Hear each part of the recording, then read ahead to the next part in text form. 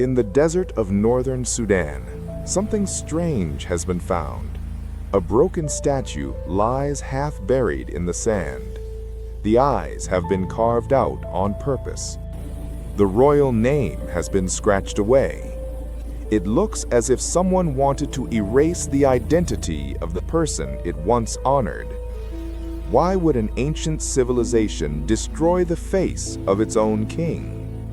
And why did Egypt, one of the most powerful empires in history, work so hard to hide the rise of its southern rival?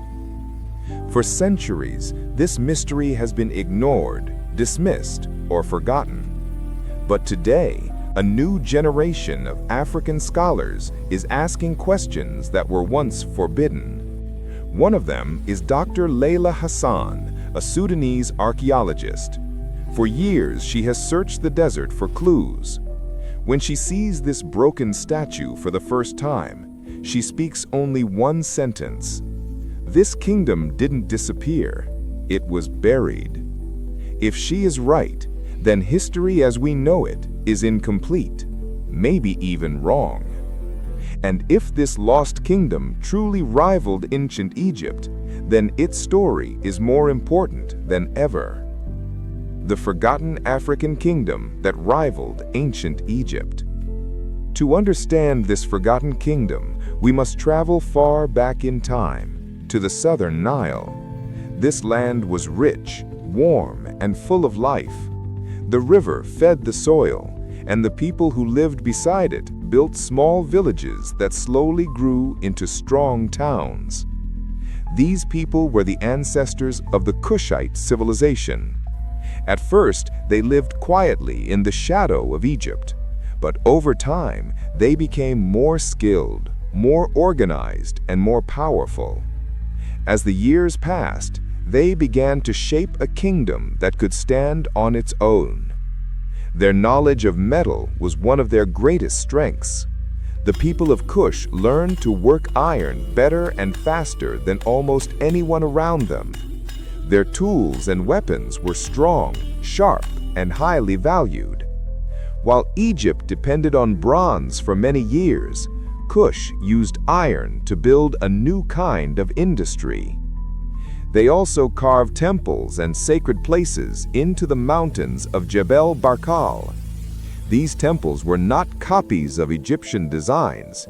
They had their own style, their own meaning, and their own spirit. The people of Kush believed their gods watched from the cliffs, and they offered prayers for protection and guidance. Gold was another source of their power. Kush controlled some of the richest gold mines in northeastern Africa. Traders, rulers, and kingdoms from far away wanted this gold. It allowed Kush to grow wealthy, stable, and influential. But if this kingdom was so advanced, so rich, and so skilled, we must ask a simple question. Why is it rarely mentioned in history books? Why is it not taught in classrooms around the world? Why do so many people know the name of Egypt, but not the name of Kush? This mystery becomes even deeper when we meet one of the most important figures in their history, a young prince named Taharqa. No one knew it then, but he would later become one of the most powerful rulers in the entire Nile Valley, a ruler of both Kush and Egypt, a man some scholars now call the lost Pharaoh. Taharqa grew up seeing the strength of his people and the wealth of his land. He saw the sun rise every morning over the Nubian cliffs, shining on a kingdom that seemed small to outsiders but was filled with hidden power. Kush was rising, quietly, steadily, and Egypt was beginning to notice. But Kush would not stay in the shadows for long. Egypt would soon learn to fear them. As the kingdom of Kush grew stronger, Egypt began to worry. Egypt was older, richer, and famous across the ancient world, but even great empires can feel fear. And in Kush, Egypt saw a rising power that it could not fully control. So Egypt attacked, again and again. For years, Egyptian armies marched south into Kushite lands, but each time Kush survived. Each time Kush rebuilt, and each time the people of Kush refused to break. Then everything changed. A Kushite king named Pi decided he would no longer accept Egypt's pressure. He believed the Nile should not be ruled from the north alone. He believed Kush had earned the right to lead. So Pi marched north and conquered Egypt. He did not destroy it. Instead, he demanded respect, order, and unity. This victory began a new era in history. It is known today as the 25th dynasty, the time when Kush ruled Egypt and became the heart of the Nile world. After Pi came Shabaka, another strong Kushite king. He continued what Pi began. Shabaka brought together the lands of Egypt and Kush. He restored temples, protected sacred traditions, and tried to bring peace after years of war. But the greatest of these rulers would be the young prince from Act 1, Taharqa. Taharqa grew up surrounded by strength and culture. He knew the history of his people. He knew the mountains of Nubia, the temples of Jebel Barkal, and the long story of the Nile. When he became king, he ruled both Egypt and Kush together. Under Taharqa's leadership, temples that had been abandoned by Egypt for years were rebuilt. Cities were repaired. Trade grew again. Art and writing flourished. Some historians say this time was one of the last bright periods in all of ancient Egyptian history. But not everyone celebrated these achievements. Egyptian scribes, who recorded history on stone and papyrus, were not always loyal to truth. They called this new dynasty foreign rule. They refused to accept that a black kingdom from the south could lead Egypt with fairness and wisdom. And so the rewriting began. Words were changed. Histories were softened. Victories were hidden. Kings were pushed aside. The clearest sign of this is found in the statues left behind. Many of them are damaged. The faces of Kushite rulers are scratched away. The names are cut out, as if someone wanted to remove them from memory. One statue of Taharqa shows this most clearly. His face is gone, chiseled off, erased. Why would someone do this? Why would anyone try to destroy the image of a king who once ruled two nations? Someone wanted Taharqa forgotten. While the kings of Kush fought Egypt in the north, another threat soon rose from across the sea. Rome. The empire that conquered many nations now looked towards Africa. Rome saw the lands of Kush and believed it could take them. It believed the south would be weak, divided, or afraid. Rome was wrong. At the time of Rome's expansion, Kush was ruled not by a king, but by a queen. Her name was Amanirenas, one of the famous Candaces, the queen mothers, leaders, and military rulers of Kush. She was known for her courage, her strength, and her will. History later called her the One-Eyed Queen, because she lost an eye in battle. Yet even after that injury, she refused to step back. Rome sent a message to Kush. They demanded tribute. They expected gold, wealth, and obedience. They believed Kush would accept their rule without question. But Queen Amanirenas did not accept. She refused to bow. She refused tribute. She refused fear. Her answer to Rome was simple: no. So the Roman governor of Egypt launched an attack.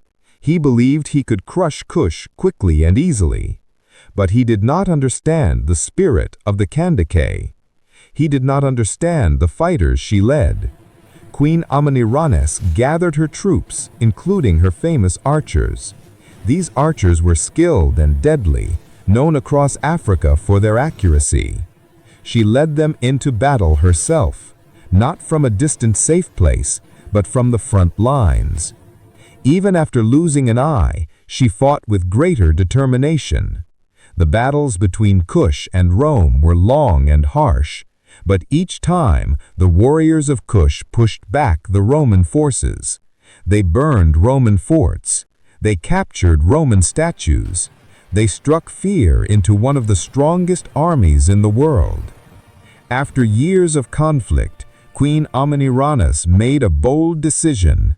She went to negotiate with Rome directly. Most leaders would tremble in front of Rome's power, but she did not. And in the end, Rome agreed to a peace treaty. Kush would not pay tribute. Kush would not be ruled by Rome. Kush would remain free. To this day, Roman writings describe Amanirenas with strange and fearful language. They call her a terrible woman. They call her names meant to insult and intimidate. But these words reveal something deeper. Rome did not understand how a black African queen could defeat them. They did not know how to record a story where they lost. There is even a statue in the Vatican that shows a Kushite queen standing over a Roman prisoner. Many believe this statue represents Amanirenas. If so, it is one of the few surviving symbols of her power. A symbol carved not by her people, but by the world that tried to judge her. Her lost eye became a legend, a sign of sacrifice, a sign of strength, a sign of a queen who chose freedom over fear. But even queens cannot hold back the tide of history. After the victories over Egypt and Rome, the Kingdom of Kush entered one of its greatest periods. This period was centered in a city called Meroë. To many ancient travelers, Meroë looked like a shining city in the desert, full of life, heat, sound, and industry. It was a place where the future of Kush took shape. Meroë became the heart of Kushite culture. It was here that ironworking reached new heights. Day and night, furnaces burned hot as workers shaped iron into tools, weapons, and objects used across Africa. Some historians call Meroë the iron capital of the ancient world. The skill of its workers was far ahead of many surrounding regions. The city was also known for its advanced systems of water and farming. The people built dams and channels to guide the Nile's floodwaters. They stored water for dry seasons and used it to grow crops even when the river was low. This allowed Meroë to feed large populations and support many different trades. Writing and art also flourished. The people of Meroë created their own writing system called Meroitic script. It was unlike Egyptian hieroglyphics. It was unique, simple, and used for many kinds of records. Even today, this script remains a mystery. Scholars have tried to read it for more than a century, but most of its meaning is still unknown. The pyramids of Meroë also became a symbol of Kushite pride. These pyramids are smaller than the ones in Egypt, but there are far more of them. They stand as proof of a culture that honored its leaders, its ancestors, and its beliefs in the afterlife. Each pyramid tells a story of someone once respected, once loved, once remembered. Meroë was also a center of trade. Goods moved from Africa to the Mediterranean, and from the Mediterranean back to Africa. Traders came from faraway lands, the Levant, Arabia, India, and beyond.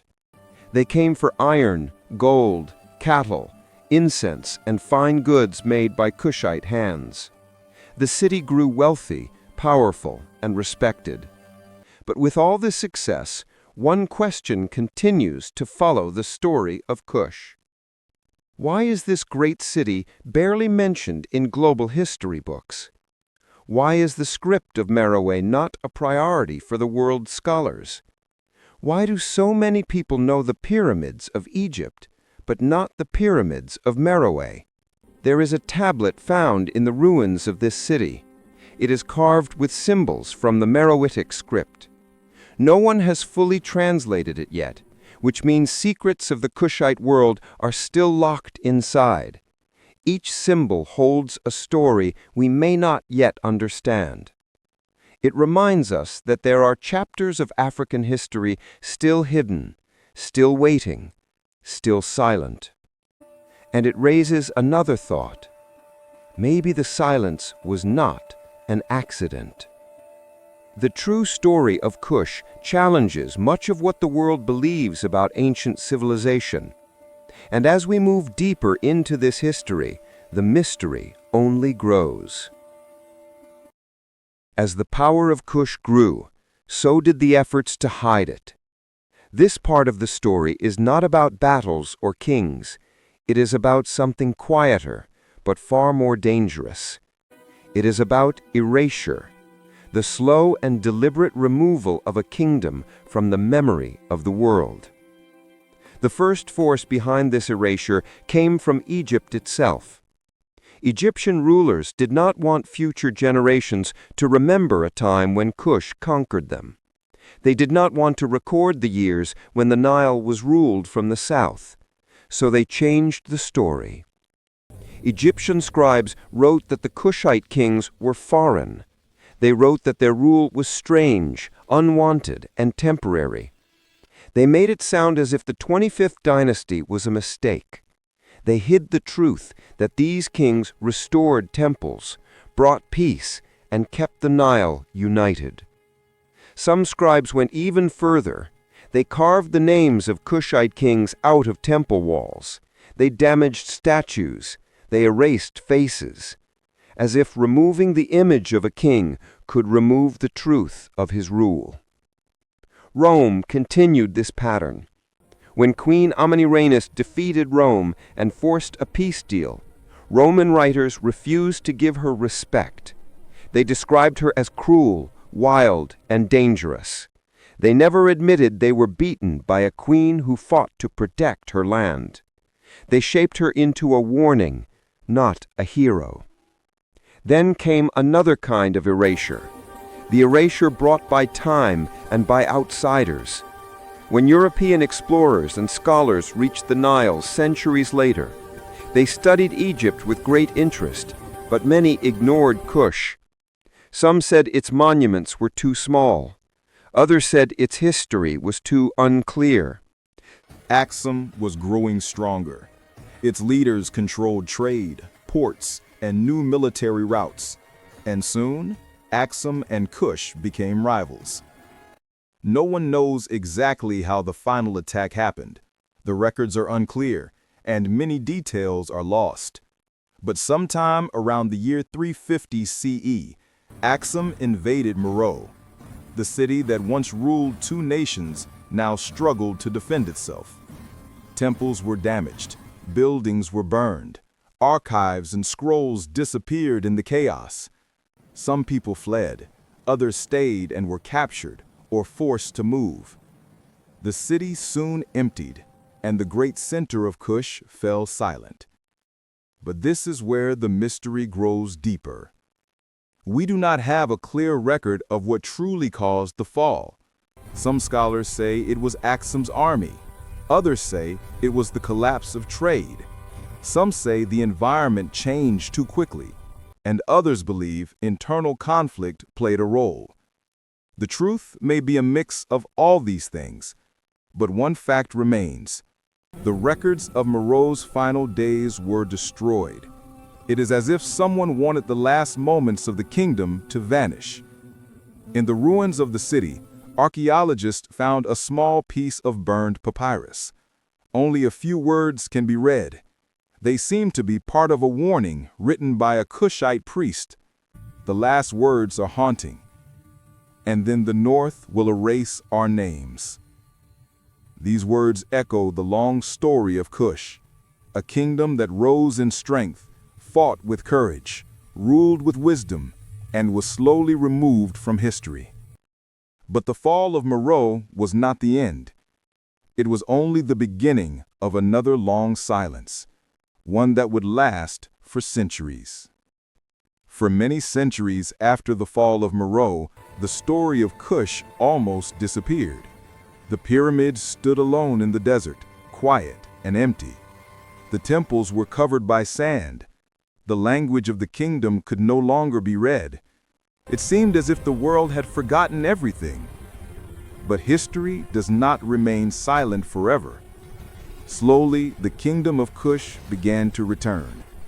In the last 100 years, archaeologists started to look deeper into the lands of Sudan.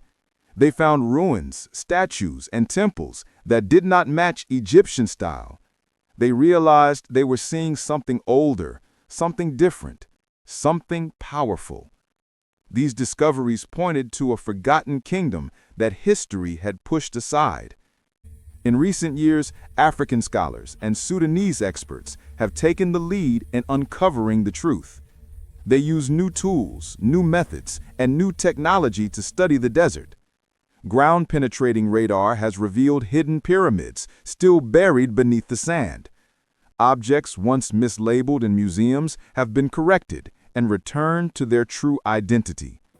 DNA tests have shown that many modern Nubian people are directly connected to the ancient rulers of Kush.